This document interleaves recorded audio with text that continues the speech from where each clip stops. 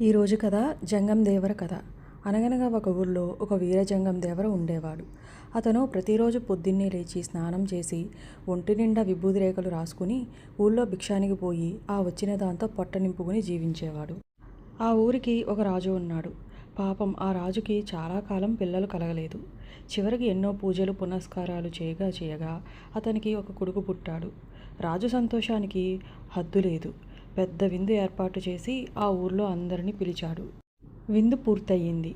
రాజుగారికి ఒక పెద్ద తోట కూడా ఉంది. అందులో రకరకాల పళ్ళ చెట్లు, రకరకాల పిట్టలు ఉన్నాయి. విందుకు వచ్చిన వారితో రాజు, నా తోటలో మీకు ఎవరికి ఏది కావాలనిపిస్తే అది పట్టుకుపోండి అన్నాడు. ఇంకేం, ఒకరు మామిడి చెట్టుకు ఉన్న కాయలన్నీ రాల్చుకున్నారు. మరొకరు సపోటా చెట్టుకు ఉన్న కాయలన్నీ కోసుకున్నారు. ఇలా అందరూ ఎవరికి కావలసినవి వారు తీసుకుపోయారు. ఇక జంగం దేవర ఏం చేశాడంటే, ఆ తోటలో ఒక కొంగపిల్ల కనిపించింది. దాన్ని తీసుకుని ఇంటికి వెళ్ళి పెంచుతున్నాడు. అలా కొన్నాళ్ళు గడిచాయి. కొంగపిల్ల పెరిగి పెద్దదయ్యింది.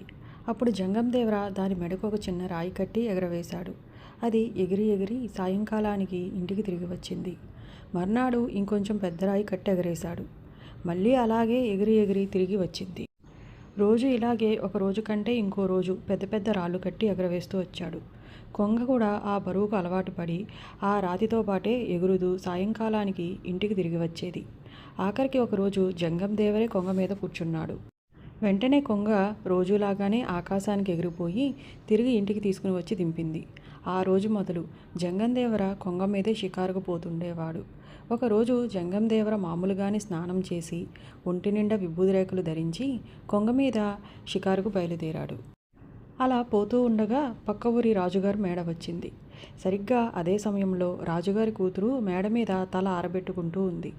ఆకాశంలో వస్తున్న జంగం దేవుణ్ణి చూసి ఒంటి నిండా విభూది రేఖలు అవి చూసి కైలాసం నుంచి శివుడే వస్తున్నాడు అనుకుని నమస్కారం చేసి మేడ మీదకు దిగమని కోరింది. వెంటనే మన జంగం దేవర దిగాడు. తమరెవరో తెలుసుకోవచ్చా? చూడబోతే తమరు పరమశివుడిలా ఉన్నారే అని అడిగింది రాజుకూతురు. అవును, నేను పరమశివుడిని.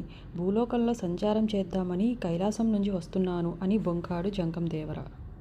అలాగైతే మీరు నన్ను వివాహం ఆడాలి. మిమ్మల్ని తప్ప ఇంకొకరిని పెళ్లి చేసుకోను అని పట్టుబట్టింది రాజుకూతురు. సరే, అలాగే. మళ్ళీ రేపు ఈ వేళకు వస్తాను.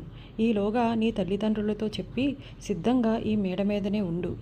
నేను వచ్చి నిన్ను నాతో పాటు తీసుకుపోతాను అని చెప్పి జంగం దేవర తిరిగి కొంగ మీదకెక్కి ఇంటికి వెళ్ళిపోయాడు. ఈ సంగతంతా రాజుకూతురు తల్లిదండ్రులకు చెప్పింది. పరమేశ్వరుడు ఏమిటి, కైలాసం నుంచి దిగిరావడం ఏమిటి, ఒకవేళ వచ్చినా కూడా నిన్ను పెళ్లాడటం ఏమిటి అని రాజు ఎంతో ఆశ్చర్యపోయాడు. రేపు ఈ వేళకి మనమందరం మేడ మీద ఉండాలి. అప్పుడు మీ కళ్ళతో మీరే చూస్తారు నేను చెప్పింది నిజమో అబద్ధమో అంది రాజుకూతురు. సరే, అలాగే చూద్దామని రాజు ఆ సంగతి ఊళ్ళో చాటింపు వేయించాడు. తెల్లవారేసరికల్లా ఊళ్ళో జనమంతా ఈ వింత చూద్దామని రాజుగారి మేడ చుట్టూ మూగారు. రాజు రాణి తమ కుమార్తెతో మేడ మీద శివుడి రాక కోసం కాసుకుని ఉన్నారు. జంగం దేవర రోజు కంటే ఇంకా ఎక్కువగా విభూది రేఖలు ధరించి ఒక చేత్తో త్రిశూలం, మరో చేత్తో కత్తి పట్టుకుని కొంగ మీద మేడ మీదుగా వచ్చాడు. రాజు రాణి సంతోషం పట్టలేక స్వామి దిగిరండి అని ఆహ్వానించారు. జంగం దేవరికి కూడా ఎక్కడా లేని సంతోషం కలిగింది.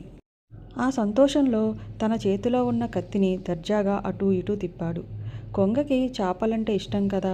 ఆ ఎండకు కత్తి తలుక్కుమని ఒక చేపలా కనిపించింది కొంగకి. దాన్ని పట్టుకుందామని కొంగ గబుక్కున మెడ ముందుకు చాపింది.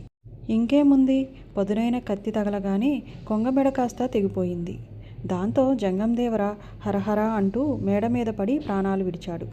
వచ్చిన వాళ్ళంతా జంగం దేవర చేసిన మోసాన్ని గ్రహించి మోసానికి తగిన శాస్తి జరిగింది అనుకుంటూ ఎవరిళ్ళకి వాళ్ళు వెళ్ళిపోయారు.